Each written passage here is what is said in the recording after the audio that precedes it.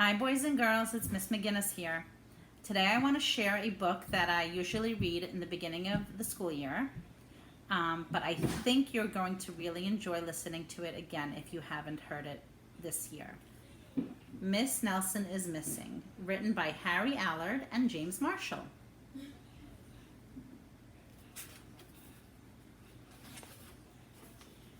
The kids in room 207 were misbehaving again. Spitballs stuck to the ceiling. Paper planes whizzed through the air. They were the worst behaved class in the whole school.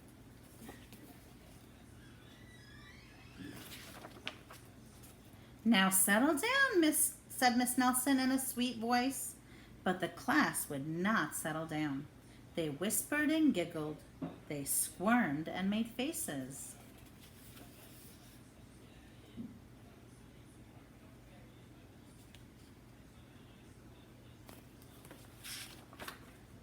They were even rude during story time, and they always refused to do their lessons. Something will have to be done," said Miss Nelson.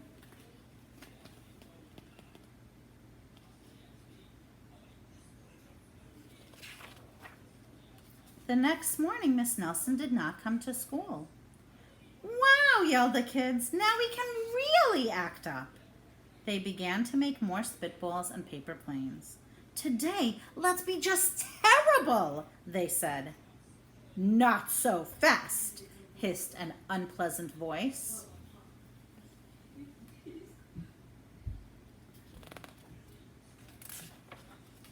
A woman in an ugly black dress stood before them. "I am your new teacher, Miss Viola Swamp." And she rapped the desk with her ruler. "Where is Miss Nelson?" asked the kids. "Never mind that," snapped Miss Swamp. "Open those math books." Miss Nelson's kids did as they were told.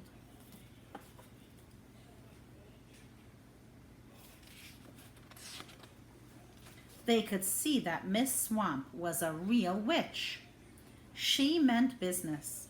Right away, she put them to work, and she loaded them down with homework.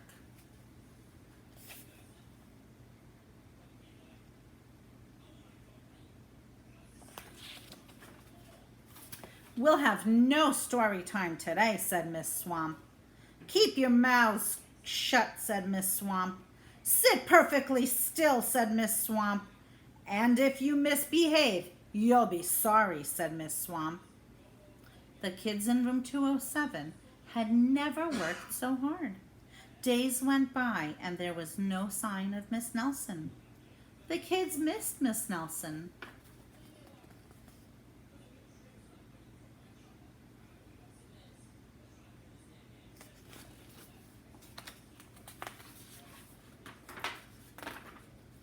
"Maybe we should try to find her," they said. Some of them went to the police. Detective McSmog was assigned to the case. He listened to their story. He scratched his chin. He said. I think Miss Nelson is missing." Detective McSmog would not be much help.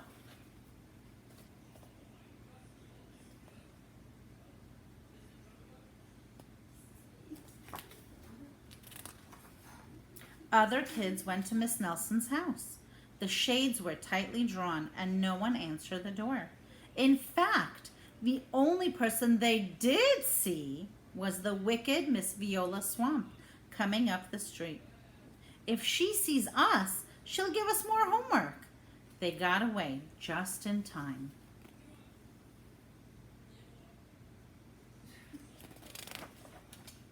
Maybe something terrible happened to Miss Nelson.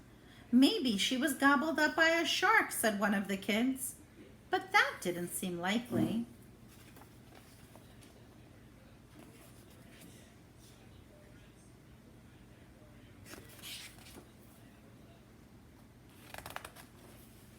"Maybe Miss Nelson went to Mars," said another kid.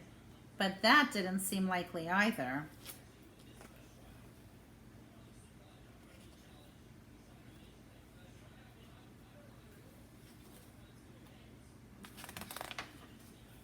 "I know, exclaimed one know-it-all. Maybe Miss Nelson's car was carried off by a swarm of angry butterflies. But that was the least likely of all.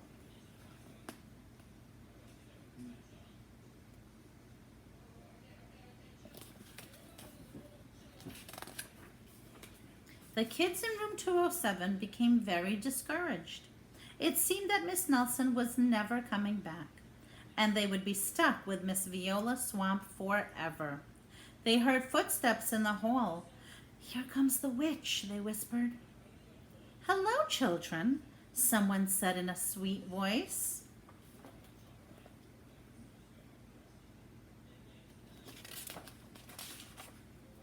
It was Miss Nelson. "Did you miss me?" she asked. "We certainly did," cried all the kids. "Where were you?" "That's my little secret," said Miss Nelson. "How about a story time?" "Oh, yes," cried the kids. Miss Nelson noticed that during story time, no one was rude or silly. "What brought about this lovely change?" she asked. "That's our little secret," said the kids.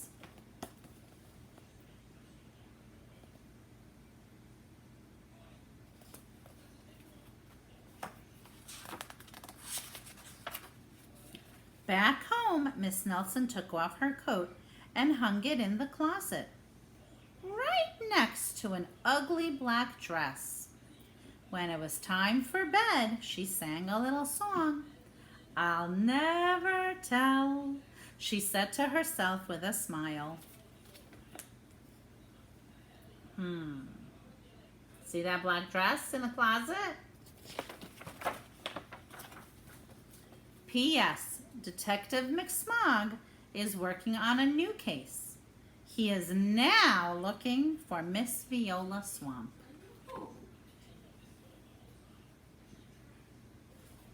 The end. So, boys and girls, why do you think that the children were really good during the story time when Miss Nelson came back to the classroom? Think about that. I hope you enjoyed the story, and I miss you a lot, and I will see you really soon. Bye.